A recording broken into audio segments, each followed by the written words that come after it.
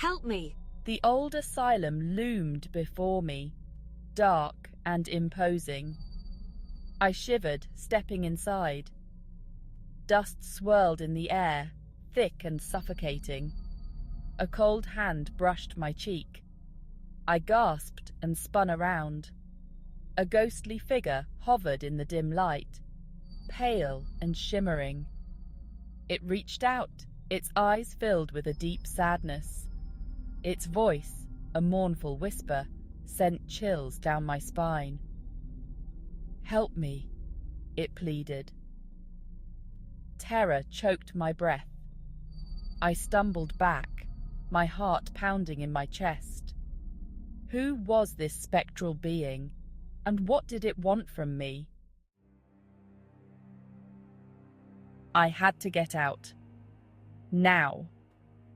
I turned and ran, my footsteps echoing through the empty halls. Each turn seemed to lead to another desolate corridor. Panic surged through me. I was trapped. A bone-chilling laughter echoed behind me. It was close. Too close. I risked a glance over my shoulder. A shadowy figure, tall and menacing, stalked me. Its eyes glowed with an eerie red light. I pushed myself harder, my lungs burning, my legs screaming for rest. But I couldn't stop. Not now. Not while something so sinister lurked nearby. I burst into a dusty old library, the air thick with the scent of mildew and forgotten memories. The dim light barely penetrated the room, casting eerie shadows on the walls. Books lined the shelves, their pages yellowed with age, whispering secrets of the past. Each book seemed to hold a story, a fragment of history waiting to be uncovered. In the center of the room stood a massive oak desk, its surface covered in a thick layer of dust. A nameplate, tarnished with time, read, "Dr. Mortimer." The name sent a shiver down my spine. A wave of icy dread washed over me. Dr. Mortimer, the asylum's infamous former director, known for his sinister reputation.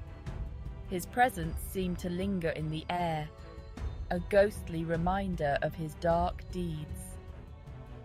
Whispers of his cruel experiments and twisted mind still haunted these halls. The asylum, once a place of healing, had become a house of horrors under his reign. The walls seemed to echo with the cries of his victims. Was he the source of the asylum's darkness? I reached for a leather-bound journal, its cover cracked and worn. Inside, the pages were filled with Dr. Mortimer's spidery handwriting, each word a testament to his madness. As I read, my blood ran cold. His words spoke of unimaginable horrors, of souls trapped and tortured. The journal detailed his experiments, each more horrifying than the last. It was clear that Dr. Mortimer's legacy was one of terror and pain. Night after night, Dr. Mortimer conducted his twisted experiments on the patients. The asylum echoed with the cries of those who suffered under his cruel hand. He believed he could control the human mind, bend it to his will. His obsession with brain control theories consumed him, driving him to the brink of madness. But his methods were barbaric, his treatments inhumane. Patients were subjected to unimaginable horrors, their bodies and minds broken by his relentless pursuit of power. The ghostly figure I had encountered, the one who begged for help, must have been one of his victims. Their eyes, filled with despair, haunted my every step. trapped here by his cruelty, unable to find peace. Their souls lingered, bound to the place of their torment, crying out for release. I had to help them. But how? The weight of their suffering pressed heavily on my conscience, urging me to find a way. There had to be a way to break Dr. Mortimer's hold on this place. His dark influence had to be shattered, freeing the spirits from their eternal prison, to release the tormented souls he had imprisoned. Their freedom depended on uncovering the secrets he had buried within the asylum's walls. I scanned the pages of the journal, searching for a clue, an answer. Each entry revealed more of his twisted mind, but also hinted at a possible way to undo his evil deeds. The key to their salvation lay hidden within his own words. The journal mentioned a ritual, a way to sever the ties that bound the spirits to the asylum.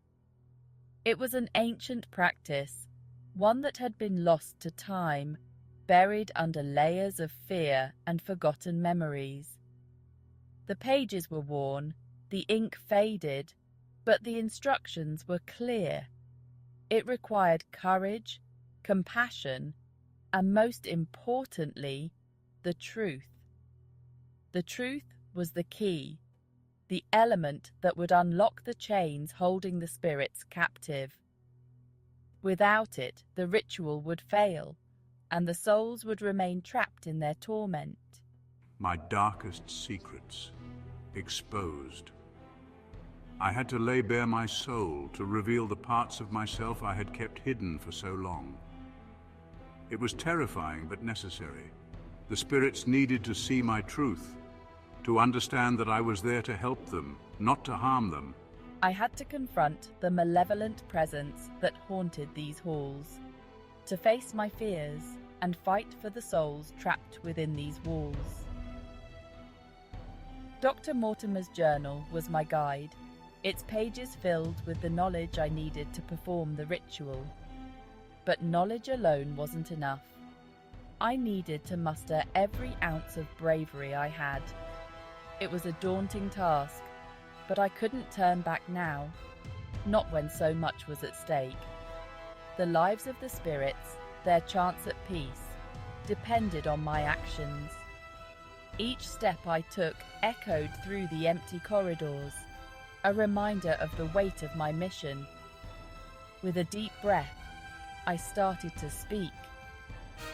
I called out to the darkness, to the tormented souls, and to the evil that lurked within. My voice trembled at first, but I steadied myself, knowing that this was the moment of truth. The air grew colder, the shadows deeper, as if the asylum itself was listening. "Your reign of terror ends now," I declared, my voice echoing through the silence. The words hung in the air, a challenge to the darkness.